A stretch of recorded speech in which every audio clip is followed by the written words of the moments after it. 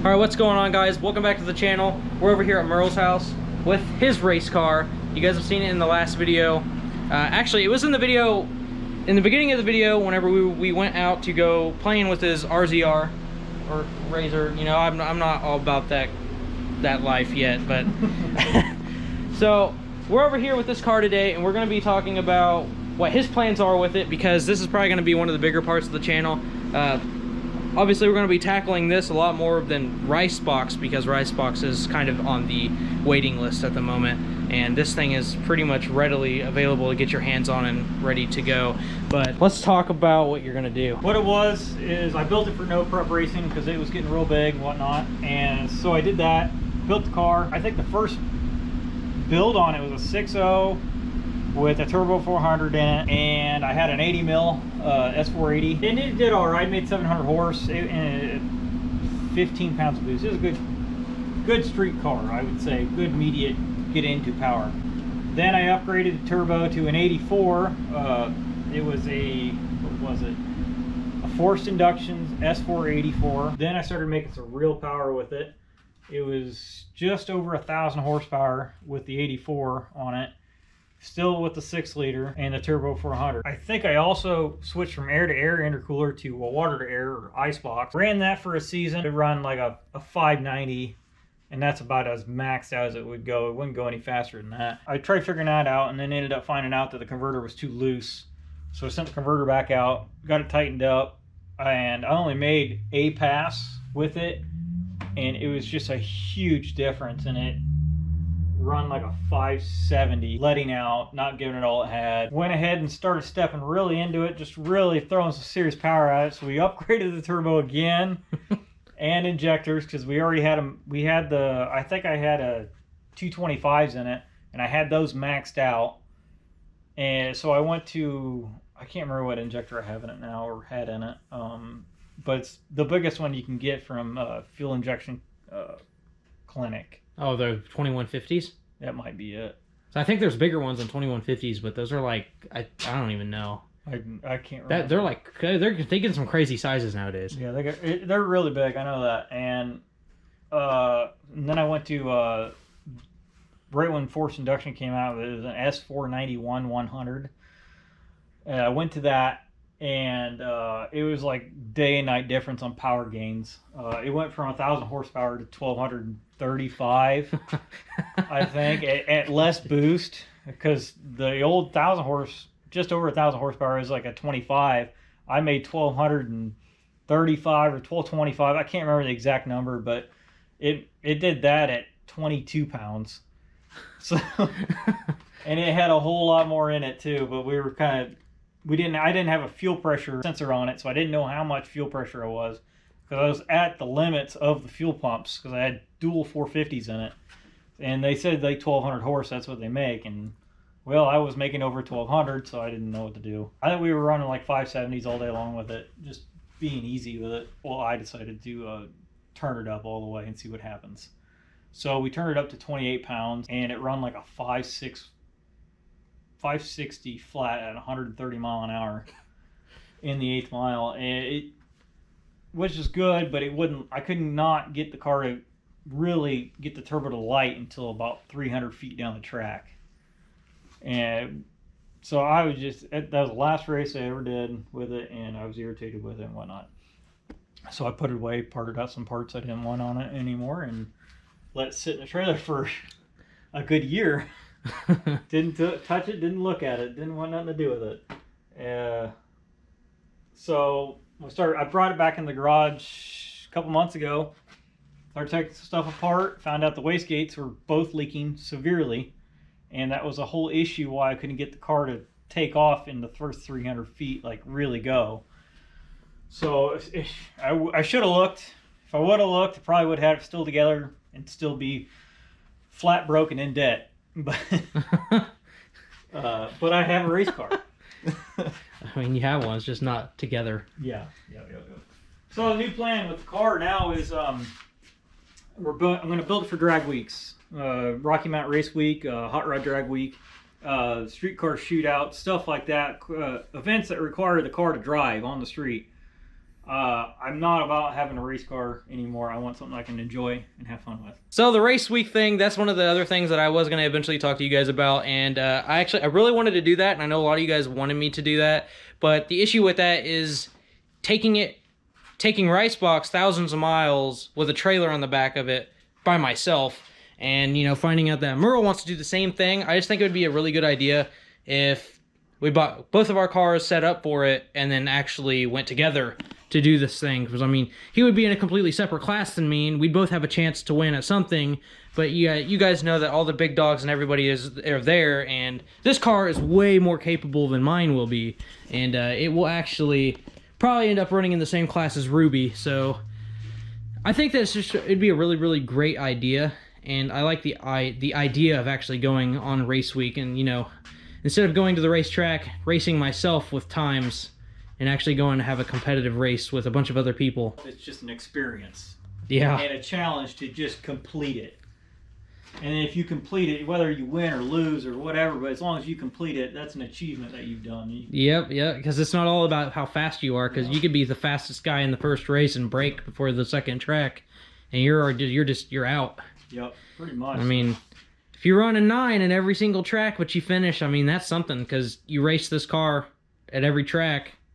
I mean, this car will be faster than a 9, but, you know, in general. We're going to be running somewhere in the 8.5 areas to 7.5s in the quarter. I haven't really decided exactly where I want to go and how fast. I know the car's capable of going into the 7s. It's just whether or not I want to do it. So we'll end up having to haul both cars to, I'm not even sure, Colorado, I'm guessing. It varies in different places where the start points are. So we'll just have to haul the car somewhere, lock our trucks and trailers up somewhere, get the cars ready, loaded up with everything that we'll possibly need. This is actually describing what this is all about for those of you that don't know what race week is.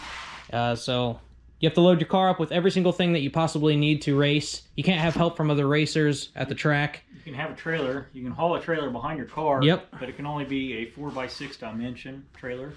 So it can't be any bigger than a 4x6. The car has to drive to every track. Drive to every track. Every tool that you need, every part you need has to be with you. I think you can get, if you was to break something, you can get like something from a junkyard or go to a parts store or something like that and grab it. But other than that, you need to have everything at your disposal. You can't borrow tools from somebody else or something like that. You can get advice from somebody else. I think the only two people that are allowed to really work on the car is the guys, you can have as many people, I think, in the car as you want, but those are the only people that can work on the car. You can't have outside help at all. You're not supposed to have outside help. Rules may vary. We are not entirely sure. I'm not totally sure. We haven't done it yet, but I mean, it's in the plans. And another big thing is that these tracks are probably really heavily enforced on safety. So, as you guys know, Ricebox still has no cage. So that car needs a cage, and it needs to be done properly and not slapped together. Everything needs to be just set up right. I'm tripping on some pipe. Everything just needs to be set up right and, you know, just ready to go to be able to race and pass tech and stuff. But track record on my car hasn't been necessarily good. Safety is not key on that thing. No, it is not. It goes really, really fast and has nothing except for my helmet. Yeah, it should be called a dangerous box. Yeah, dangerous box. Death box. Fried rice box is what I'd be if I crashed. Yeah, pretty much. A new setup on the car. I'm going to put the 6-liter back in it, which is actually not a stock 6-liter. Yes, this is the one that came out, isn't it? Yeah, that's the motor that came out of the car. It's kind of just sitting there. It's been sitting there since I pulled it out a year ago. And it's a 370. It's a 6.0 bored over 30 over to a 370. It's got Cali. It's got a Cali Dragon Slayer crank in it. Cali Ultra H-beam rods in it. wastegate pistons in it. PRC 225 ASCAS heads on it. Oh, and then a bunch of other odds and ends stuff in it. Good stuff. The weakest part of the whole motor is the block. Now, all that matters is that it makes a lot of horsepower and it stays together. Yeah, it's probably seeing close to 1,300 horse when I cranked it clear up to 28. So it's holding it. Your covers look nice. Yeah, I like the way those look. Those are motion covers. I don't know if they do those anymore or not. I don't. It's a nice sleek look. They got billets now. I did the wire tuck and everything on it, so you never seen anything. That's big money energy right there, billet covers. Yeah. But the new setup's going to have that in it. We're going to drop a power glide in it, get rid of the Turbo 400. I had a huge issue with... You guys can see inside there, we got a couple little guys. That is where his plan is to put the turbos. One here and one here. Have some nice teardrop exhaust coming right out the fender. Kind of like Ricebox, except not as crunchy. Yeah. Yeah, you got to push the old buttons. I think they're called quick latches. Yeah, that aren't so quick. The old smash your finger buttons.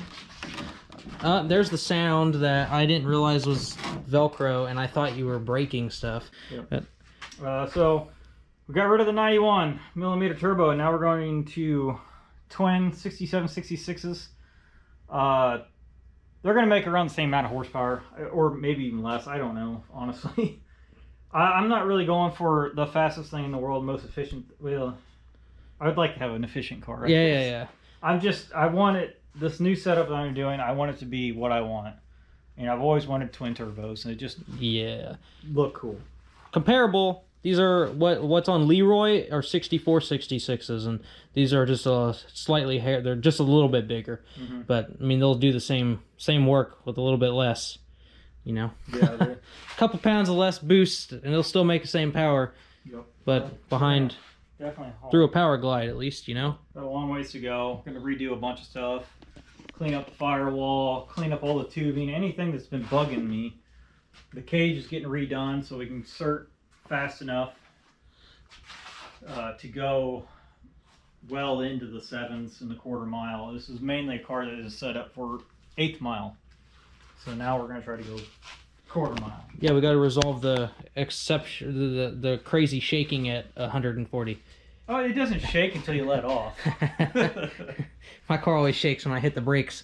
Yeah. Kind of just build it as I go. I'm not going to get in a huge rush to get this thing done.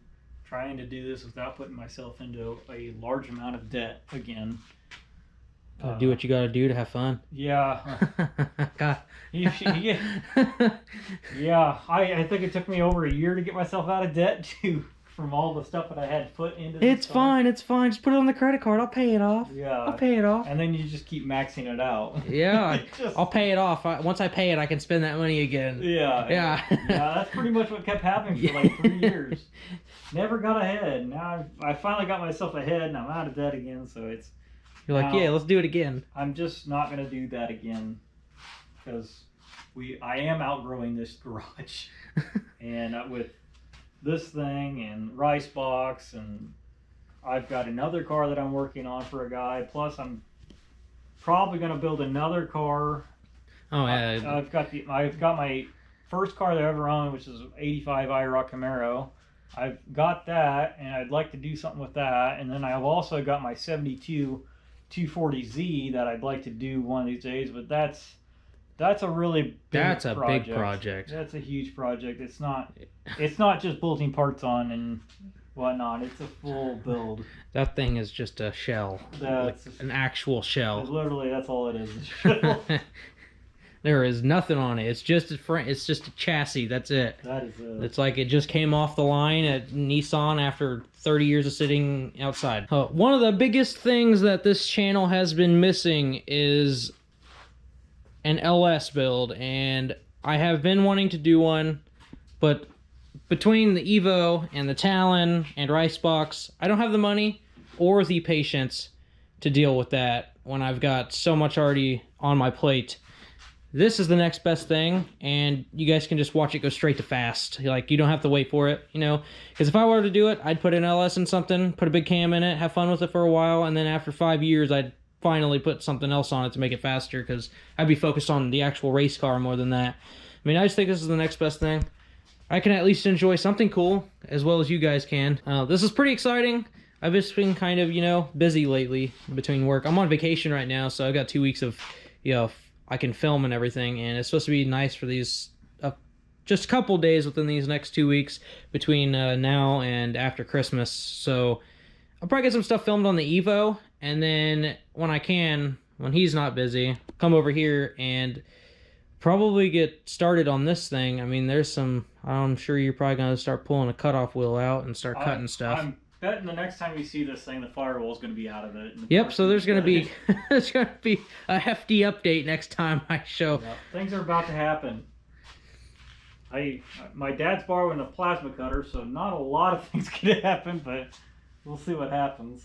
I'm just glad he held off for a little bit so I can give you guys the start of the car instead of just, you know, the first update of the car. But Yep. so this is everything this car has been and what it's planning on being later on. So that is one of the biggest plans, guys. Race week is like one of the biggest things in our plans. And it's obviously, it's not going to be this year. It will not be this year. Unless, you know, we win the lottery or something like that. It's not going to be this year. It'll probably end up being the next year. And honestly, I don't even think he's sure if this car will even move this year. No. Nope. Unless something happens, like he wins the lottery or something.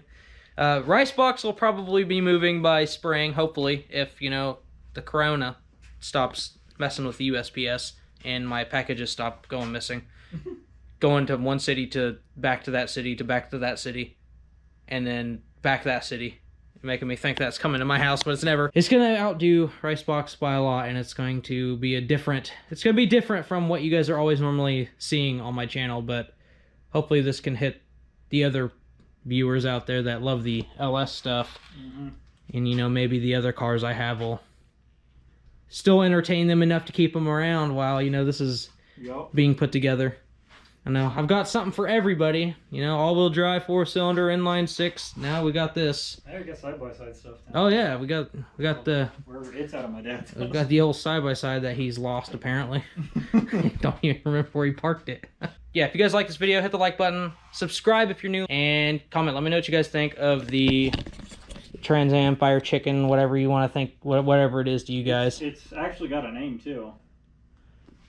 It's the I've called it for a while. I've actually had several different names for this thing, but the name that stuck so far is the Red Hot Trans Am. The Red Hot Trans Am. You guys will see it.